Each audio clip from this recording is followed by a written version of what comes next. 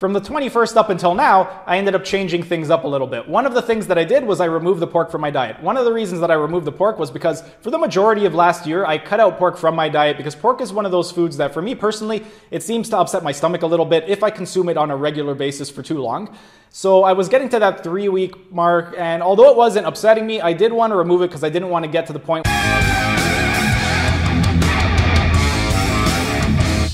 Hey everyone, thanks for tuning in and welcome back to another Sunday Q&A.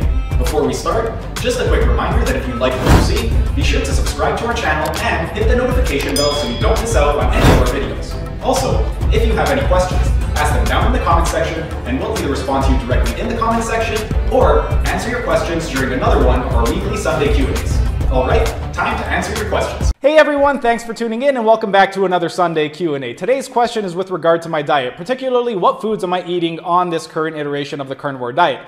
I've already made a video explaining what exactly I was eating a few weeks ago, but since then I have modified it and I do plan on modifying it again. Starting this week, I'm changing up what I'm going to be doing for the next 2 weeks, so I figured why not make another video detailing what exactly I did when I started, what exactly I've been doing for the last few weeks, and what I plan on doing moving forward. So that's how this video is going to work. I'm going to first detail what I did in the first few weeks, then I will go through what I've been doing the last 3 weeks, and lastly, I will go over what I plan on doing in the future.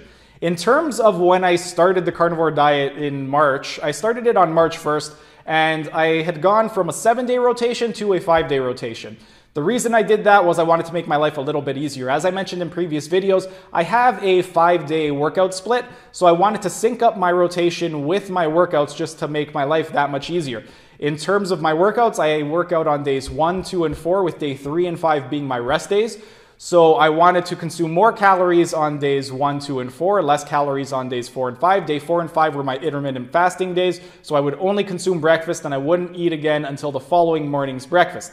In terms of the foods that I would eat, on day 1 was my push and pull day, and on those days I would have 2 pounds of chicken thighs. I would prepare it all in the morning, I would have 1 pound in the morning, 1 pound at night, and I would fry it all up in grass-fed butter, and I would fry it up in my cast iron skillet.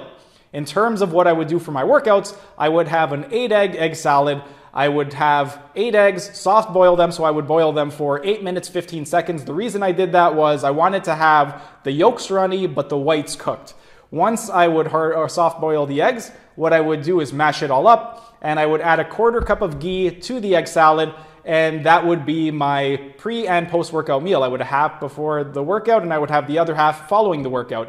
And in terms of how exactly I would season my food, all I used was Himalayan sea salt. I didn't use any spices, any herbs, nothing like that. It was basically meat, some type of animal fat to cook it in, and then I would add Himalayan sea salt, and that was it every single meal. Day 2 was my leg day, and on my leg day, because my leg day is a little bit more demanding, I wanted to increase my caloric intake, so on that day, I would incorporate some bacon.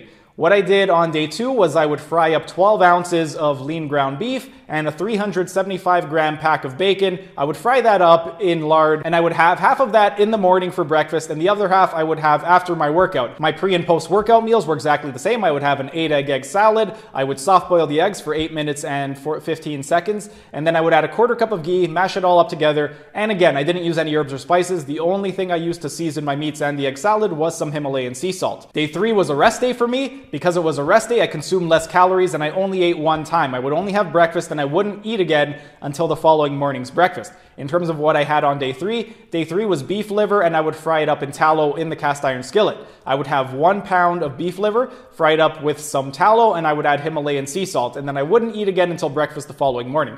In terms of what I would have on day 4 was the day that I would do my strongman training. So because strongman training is more intense than my other workout, it was another day that I wanted to increase my caloric intake. So that was another day that I had bacon, and I repeated what I would do on the day 2 on my leg day. I would have 12 ounces of lean ground beef. I would add in a 375-gram pack of bacon, and I would fry that up in lard in my cast iron skillet and season it with some Himalayan sea salt. And in terms of my pre and post workout meal, exactly the same as on days 1 and 2.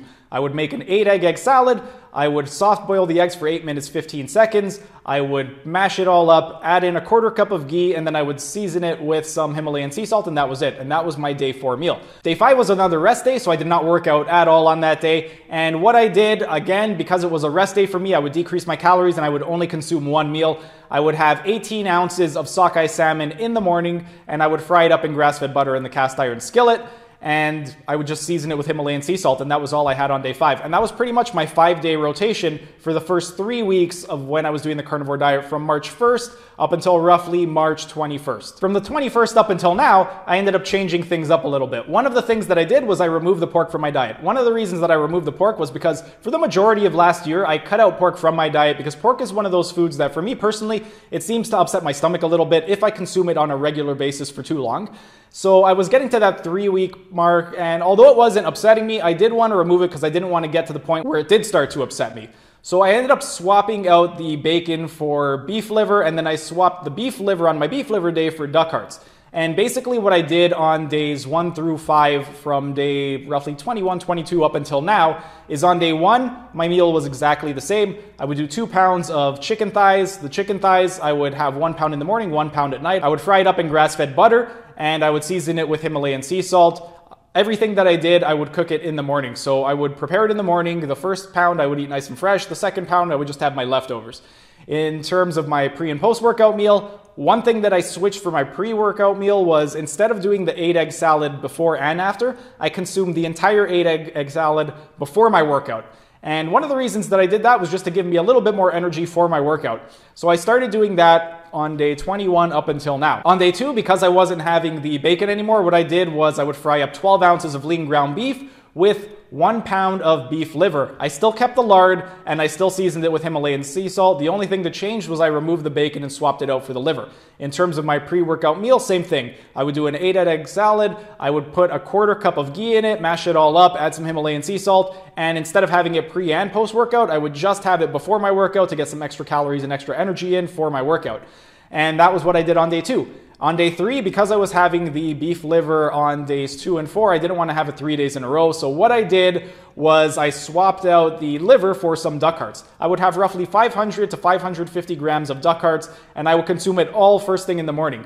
Again, because day 3 is my rest day, I only have breakfast on that day, and I won't eat again until the following morning's breakfast. In terms of how exactly I prepared it, I would take 500 to 550 grams of duck hearts, put it in the cast iron skillet. I would fry it up with some duck fat, and I would season it with Himalayan sea salt. And that's all I had for breakfast. I wouldn't eat again until the following morning. The following morning, day 4, was the same as day 2. So what I did was 12 ounces of lean ground beef with a 1 pound pack of beef liver. I would fry that up in lard, and I would season it with Himalayan sea salt. In terms of my pre and post-workout meal, again, I didn't have a post-workout meal, but for my pre-workout meal, I would do the 8-egg salad. I would soft boil the eggs for 8 minutes, 15 seconds, and then I would season it with some Himalayan sea salt. Day 5 was another rest day, so because it was a rest day, I would decrease my calories and I would only consume breakfast. Because I would only consume breakfast, what I did was 18 ounces of sockeye salmon. I would fry that up in the cast iron skillet with some grass-fed butter, and I would season it with some Himalayan sea salt. And that's the only food that I would eat until the following morning breakfast when it went back to my day 1. And then I would repeat that process going back from day 1 to day 5 and just continue to do that up until now. Moving forward, I do plan on making another change, and that change is I am going to start increasing my calories because I have noticed that my weight has not gone back up above 150, and I didn't want my weight to drop below 150. So in order to get my weight back up, I'm bringing the calories back up, and one of the ways that I'm going to be doing that is by switching from lean ground beef to medium ground beef, and I'm also going to be increasing the amount of meat that I am consuming on a day-to-day basis.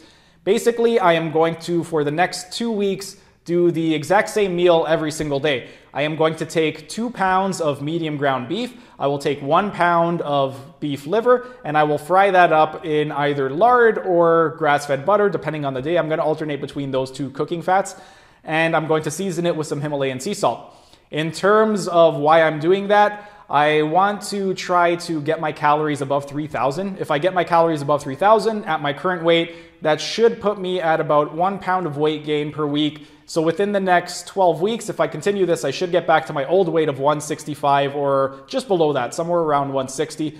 And for me, that's typically where I feel my best. Anywhere from 155 to 165 is just where I feel my most energetic. And to be honest, it's not just about my energy levels, because if I am being honest, between 146 to 155, I do feel pretty good in terms of my energy levels.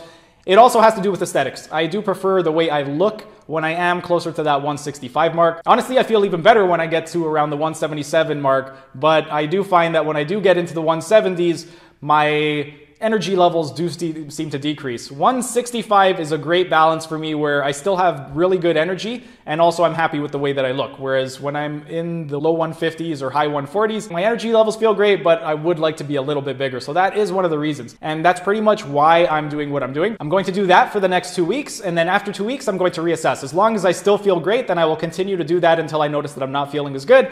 But otherwise, as long as I'm feeling great, that's what my plan for the next 2 weeks. Another thing is, with me, I'm a creature of habit. I don't get bored easily. I could do the same workout or the same foods over and over again, and it won't bother me. So in terms of food boredom, that's not going to be an issue for me. In fact, the first time that I did the carnivore diet back in January of 2013, all I did for 2 months was a rotisserie chicken every single day for those 2 months in order to get my weight up. And I wasn't getting bored of the food at all. I was able to eat the whole rotisserie chicken every single day, and I never got bored of it.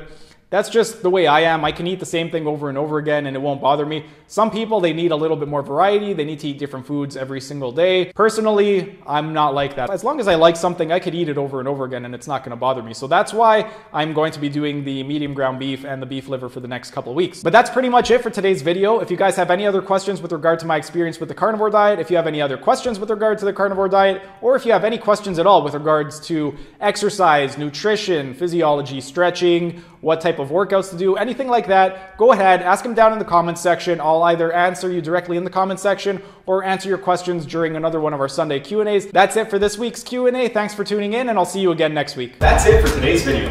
Thanks for tuning in. If you liked what you saw, be sure to hit that like button, subscribe to our channel, and hit the notification bell so you don't miss out on any of our videos. And if you have any questions, ask them down in the comment section, and we'll either respond to you directly in the comment section or answer your questions during another one of our weekly Sunday Q&As. Keep fit, have fun, and we'll see you again next week.